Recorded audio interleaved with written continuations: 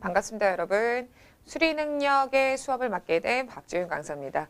자, 총 문항수가요, 23문항입니다. 수리 능력에 대해서 제가 쭉 한번 훑어드릴 텐데요. 수리 능력이라고 하면 어떤 게 생각이 나십니까? 우리가 연산, 4층 연산 같은 것들, 그리고 소금물의 농도, 예전에 적성 검사라고 많이 접해보셨을 겁니다. 소금물의 농도, 일의 양, 또는 시침과 분침이 이루는 각들 등등등등 여러 가지 문제를 풀어보셨을 텐데요. 우리가 얘기하는 이 수리 능력 파트가 약간은 변형이 됐다고 보셔야 될 것 같아요. 자료 해석이라고 들어보셨죠? 자료 해석 언제 풀어보셨습니까? 네, 5급 피세 시험에도 있었고요. 그리고 역시 직무적성 검사 다뤄보셨을 때 그 안에서 자료 해석이란 파트를 풀어보신 적이 있으실 겁니다. 물론 처음 접해보시는 분들도 계시겠지만요. 이 수리 능력 파트가요. 자료 해석 문제가 거진 70, 80%가 나오게 됩니다. 이 자료가요. 방대한 양의 수치들이 제시가 되거든요. 이 안에 있는 모든 수치들을 우리가 정확하게 해석을 할 수는 없겠으나 문제에서 요구되는 부분을 캐치하실 수 있어야 되는 거고요. 그 캐치된 내용을 가지고 증가율과 감소율 이런 것들 분수 대소 하실 수 있으셔야 됩니다. 근데요, 처음 하시다 보면요, 쉽지 않은 파트예요. 쉽지 않은 파트이기 때문에 제가 알려드리는 약간의 소스를 가지고 적용을 해주셔야 될 것 같고요. 정석대로 해설대로 그대로 푸신다면 시간 내에 문제를 정확하게 푸시기가 조금은 어려운 영역이기도 합니다. 처음에 공부하실 때는요, 생소할 수도 있고요. 그리고 재미없을 수 있습니다. 네, 여러 번 반복하시다 보면 분명히 패턴이 익혀지실 거예요. 자, 23문항 안에는요. 모두 다뤄지는, 그러니까 모든 유형의 문제들이 다 포함이 되어 있습니다. 23문항을 정확하게 인지하신다면 다른 어떤 문제도 충분히 응용해서 푸실 수 있을 거라고 봅니다. 자, 첫 번째 문제부터 시작해 보도록 할까요? 자, 수리 능력 파트에서 제일 먼저 나오는 문제, 단골 문제죠. 어떤 문제입니까? 거리, 속도, 그리고 시간 문제 나왔습니다. 우리 공식 한번 써보고 시작을 해볼까요? 거속시 들어보셨죠? 거속시. 거리는 속력과 시간의 곱으로 이루어집니다. 속력은 시간분의 거리가 될 거고요. 시간은 속력분의 거리가 될 것이다. 혹시라도 기억이 안 나신다면 우리가 거속시 저 동그라미를 하나 적어두시고 그리고 문제를 접근을 하는 게 좋을 것 같아요. 자, 나와 있는 1번 문제는요. 굉장히 난이도가 쉬운 거고요. 이거는 이제 기본적인 문제라고 본다면 얘를 기본 툴로 해서 여러 가지 변형된 문제가 나올 수가 있겠죠. 자, 연주는 회의를 참석하기 위해서 총 600km인 고속도로를 120에 운전을 하다가 요거는 속도를 얘기하겠죠? 속력을 얘기합니다. 우리가요. 속도가 주어졌을 때는요. 단위가 굉장히 중요해요. 단위를 꼭 확인해 주셔야 될 것 같아요. 시간으로 얘기하고 있는지 분으로 얘기하고 있는지 이것이 초속인지 킬로미터인지 미터인지 그거를 확인해 주세요. 시간당 움직이는 거리가 120km라고 되어 있습니다. 운전을 하다가요. 중간에 속도를 낮췄네요. 고속도로를 통과하는데 총 걸린 시간이 6시간이라고 했다면 90km/h로 운전한 거리가 얼마입니까? 라고 물어보고 있네요. 방정식 문제입니다. 우리가 구하고자 하는 거는 일반적으로 문자 X라고 두잖아요. 90km/h로 움직인 거리를 구해주세요. 초반에는요. 120으로 달립니다. 그러다가 90으로 속도를 낮췄지요. 90으로 달린 거리를 X라고 했습니다. 전체 거리 얼마입니까? 600이죠. 그럼 120으로 달린 거리는 600-X가 되겠죠. 각각의 움직인 시간의 총합은 얼마가 돼야 됩니까? 6시간이 돼야 됩니다. 어차피 속도의 단위가 시간이기 때문에 우리가 이거를 굳이 다른 단위로 바꿀 필요는 없겠죠. 자, 120으로 달렸을 때 움직인 시간 구하는 공식이 뭐였습니까? 속력분의 거리였죠. 600-x라는 거리를 120의 속력으로 달렸고요. 그리고 x라는 거리를 90의 속력으로 달렸습니다. 그래서 몇 시간이 걸렸습니까? 6시간이 걸렸네요. 양변은 어떤 숫자 곱하시겠어요? 120과 90의 최대 공약수, 최소 공배수, 최소 공배수 곱하시겠죠?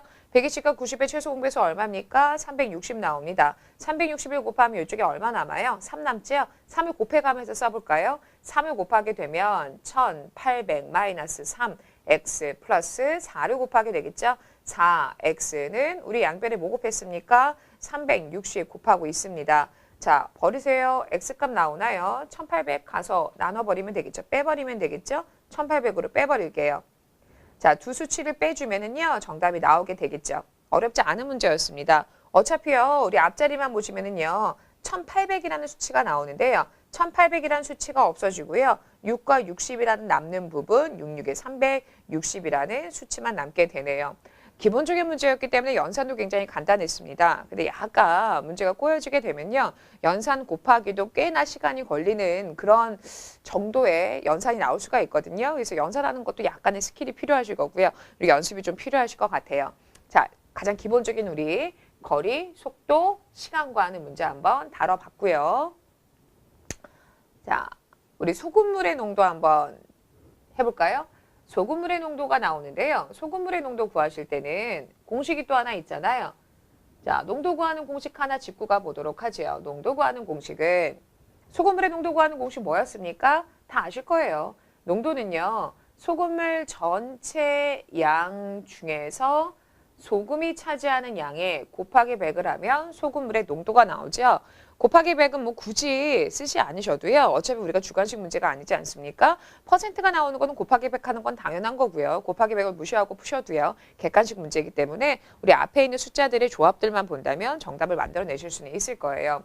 항상 농도를 구하는 문제이긴 하나 우리는 뭐로 비교해야 됩니까? 그렇죠. 소금의 양으로 비교하셔야 됩니다. 물이 증발하거나 혹은 물이 첨가가 됐어도요. 소금의 양이 변함이 있습니까? 없습니까? 소금의 양은 변함이 없는 거잖아요. 그래서 시작점과 시작 그리고 결과물에 소금의 양이 동일하다. 이렇게 해서 우리가 비교하죠. 6% 소금물이 100g이 있다고 합니다. 6% 소금물이 100g이 있고요.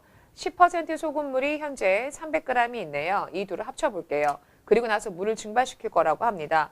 해서 소금물의 농도가 12%로 바뀌었네요. 사실은요. 물을 증발시키지 않았다면 이런 공식은 성립할 수가 없습니다. 무슨 말씀 드리는 거냐면요. 6%의 농도가 있고요. 10%의 농도가 있어요. 6%하고 10%를 합치게 되면 이 합친 섞인 소금물의 농도는 몇 프로하고 몇 프로 사이 값이 나와야 될까요? 당연하죠. 6%하고 10%를 합쳤으니까 당연히 6%하고 10% 사이가 나와야 되지 않을까요? 10%의 농도를 갖고 있던 짠물은요. 조금은 싱거워질 거고요. 6%의 소금물은요. 조금 더 짜지게 될 겁니다. 이해되십니까? 근데요. 그 중간점이 어느 정도는지 알 수가 없는 거죠.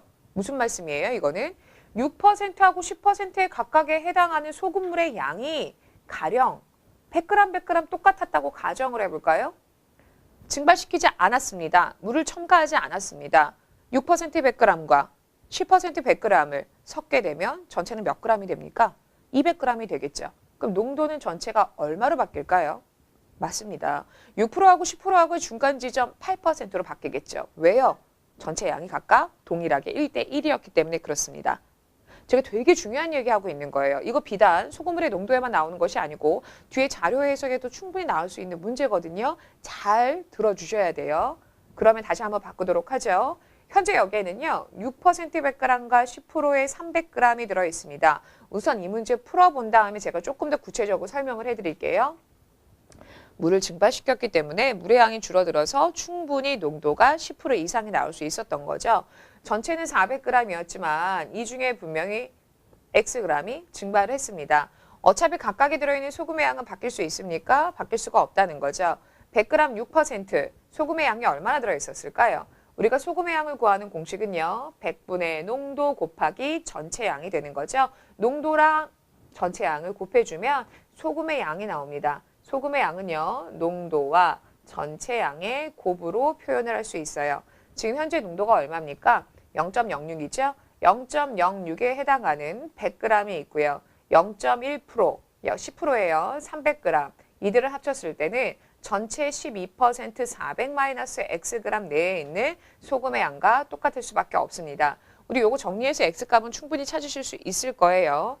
그럼 만약에요. 증발하는 문제가 아니었다면 6% 100g과 그리고 10% 300g을 섞으면 결과적으로 몇 퍼센트의 소금물이 만들어질까요? 물이 증발하거나 첨가하지 않았다는 가정 아래 풀어보겠습니다.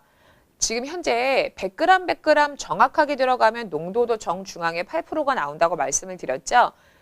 10%가 6%의 양보다 현재 많습니다. 얼마나 많습니까? 3배가 많네요. 그럼 생각을 한번 해보세요. 둘을 섞었을 때 농도는요. 10%에 가까울 것 같습니까? 6%에 가까울 것 같습니까? 맞습니다. 10%에 가깝겠죠. 왜요? 10%의 농도의 양이 더 많으니까. 얼마나 많습니까? 3배가 더 많습니다. 그러면 우리가 지금 시소를 한번 생각을 해보세요. 6, 10 각각 100g